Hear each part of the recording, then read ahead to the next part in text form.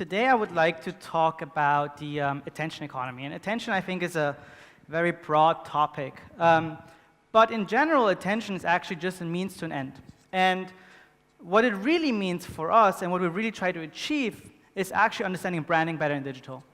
And branding is a very interesting but still a very complicated topic when we talk about it in digital context, because when we look at spends and we compare traditional media, TV especially, and we compare it to digital, we still see there's a very, very big gap. A very, very big gap as to what constitutes branding spend on the digital side versus the TV side. And from our perspective, and oftentimes the perspective of many marketers, one of the main reasons why that is measurement. There are still 2 decades into the digital era, so to say, no consistent measures of success for brand marketers. And beyond that, we still see that we buy stuff offline.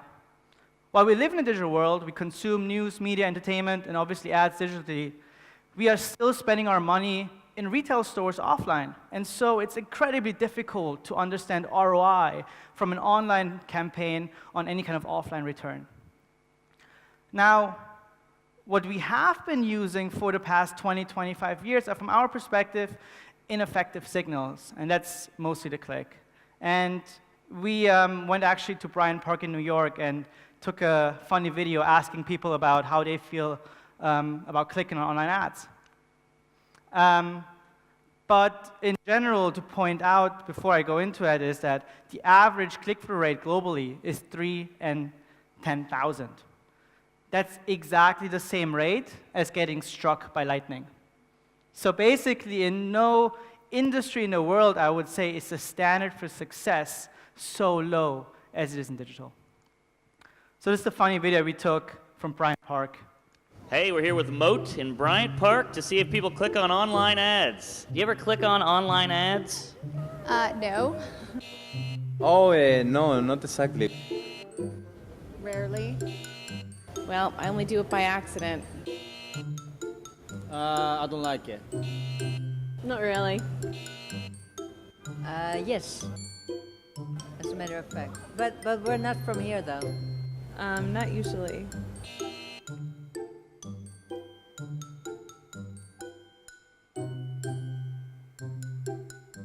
I usually look at them like, oh, that's a good one. But I don't look at them like, I'm going to click on that.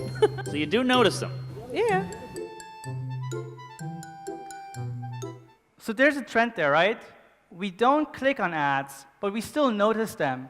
Yet, today, still, oftentimes we attribute success only on that click. And beyond that, our friends at Nielsen basically did a really interesting research that shows there's actually no relationship between any kind of click and offline sale or brand metric. So it's pretty clear that we have to move beyond. We have to move past the click. When we look at global spends in digital, they're increasing year over year over year. And when we ask ourselves, where is that growth going to come from in the next 5 to 10 years? That is branding. That's brand budget moving from TV into digital. Yet, if you ask the big brands in the world, if you ask Unilever, Nestle, Coca-Cola, L'Oreal, what have you, most of them say, well, TV works for us. It's proven itself, we know what to measure, and it can tell the story. Full sound, vision, motion, not always given in digital. The problem is that our behavior is changing quite dramatically. Whilst 5, 10 years ago we had one screen, we would all go 8 p.m., watch a show together.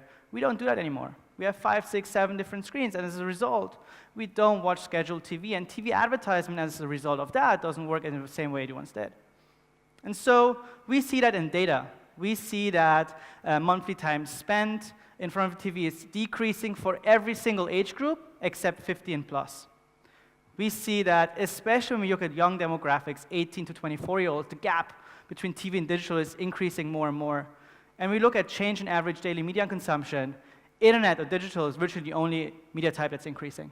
So it's pretty clear where the story is going. And so we have to find a way of quantifying success in digital better than we do today. But digital has some foundational challenges. I think we touched on a couple of those today. And one of them is obviously viewability. Advertisement oftentimes feels and looks something like this, where you have your users, you have your consumers, you're trying to reach them, and your messaging is flipped the other way around. Nobody can even see what you're trying to advertise. Or when we take traditional TV and you might be watching your favorite content, you have 5, 6, 7 different ads all pop up at the same time, basically competing with the content you're trying to watch. If advertisement on TV would look anything like this, no brand would invest any money into TV. So, the way we try to treat it and the way we try to quantify success is by measuring attention. And in itself, attention is a very, very simple concept.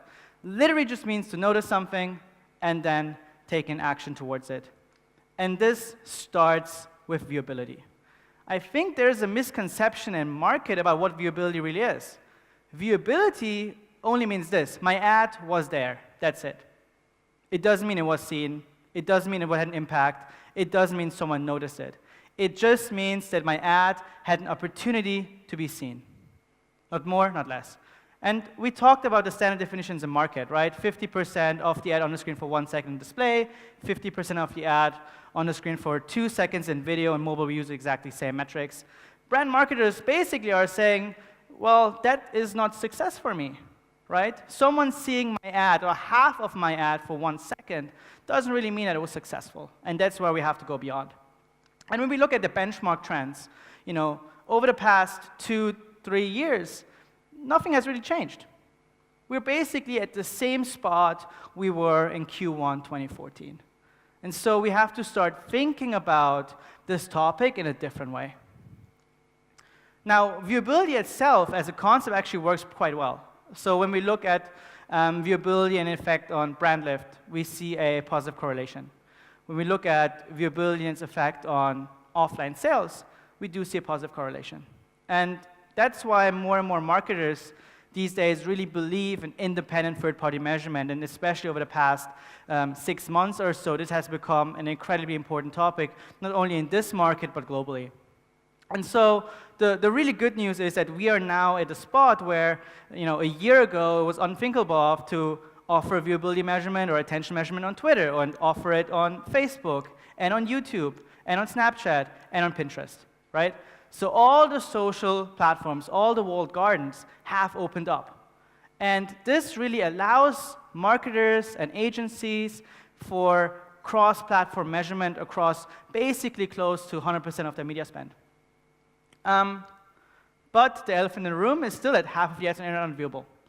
And we see that humanity, or ad fraud, or invalid traffic, or whatever you want to call it, is becoming a bigger issue as well. And so from our perspective, human and viewable is the very, very first step. What human and viewable basically says is this: my impression has value. That's it. What the value is? Well, for that, we actually have to go beyond. If an impression is not served to human or is not viewable, it actually has 0 value.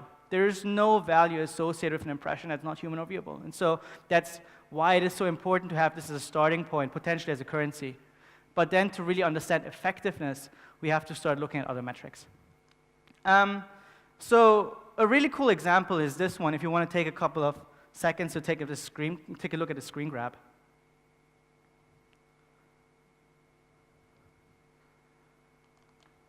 How many ads did you see on this page? Anybody see more than 1 ad? Couple? How many did you see? 2? Do you remember any? Captain Phillips, and the other one? Marc Jacobs. Pretty good, right? There are 6 ads on this page. 6.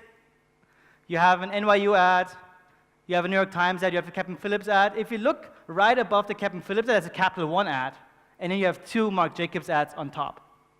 They're all human and viewable, and they're all brand safe, right?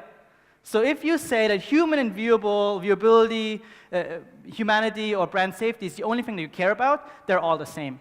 Captain Phillips is literally the same as his NYU ad down there. And that can't be right. And that's why we have to go beyond. That's why we need to look at attention, where we think that attention is really the key to branding. Another thing that we're starting to see is this, right? On the right-hand side, 4 ads, again, all served to human, all in brand-safe context. They're all viewable. Half of the ad on the screen for 1 second, right? And what happens? Well, consumers vote by installing app blockers because this is a very, very bad user experience. So we see that app blocking rates are increasing more and more, and so we have to think about better user experiences as well, and how ads basically come together with a good user experience. So think about TV, right? You have a native format, 15 seconds, 30-second ad, you tell a story, right? What do? We take this ad and we copy and paste it, right? Not the same. Nobody can tell me that you would watch a 30-second ad on Facebook, right? That's not how you consume media on Facebook. Or let's take this print ad. On the right-hand side, you have a glossy, beautiful print ad. What do? Well, we reduce it to 300 by 250, right? Again, not the same. So we need to think about ads and content and how they feel more seamless, because in the end, ads are content. Take technology away for a second, right? About advertisement. What is it really about? Storytelling, right? No matter if it's digital, no matter if it's traditional, you need to tell a story, right? And so we think that so far we haven't done it so much justice in the digital era. Now, how do we think about attention? Well, we, take an analogy.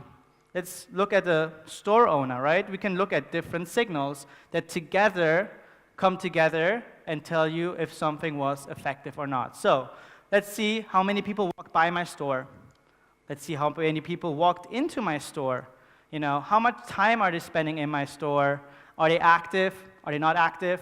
Are they interacting with any of the goods that I have? And in the end, are they making a purchase, right? Measuring attention is very, very similar to that. We have more than 50 metrics that we use across all platforms, across all environments, and some of them include things like the in-view time. So not only was my ad viewable, but how long is my ad viewable for? Looking at scroll depth. Not only does someone scroll, but how deep into an article is someone scrolling? How fast is someone scrolling? Is someone actually reading the entire article, or is someone just skimming the first paragraph? And then in video, I think we mentioned it today, a video view, right? 50% for 2 seconds, or a view through is not really a good signal for success. So we look at something that we call AVOC, a metric that we build with some of our brand advertiser clients. Audible and visible on complete. So not only did my video reach completion, but was it also on the screen with the sound turned on when usually the brand message is being delivered.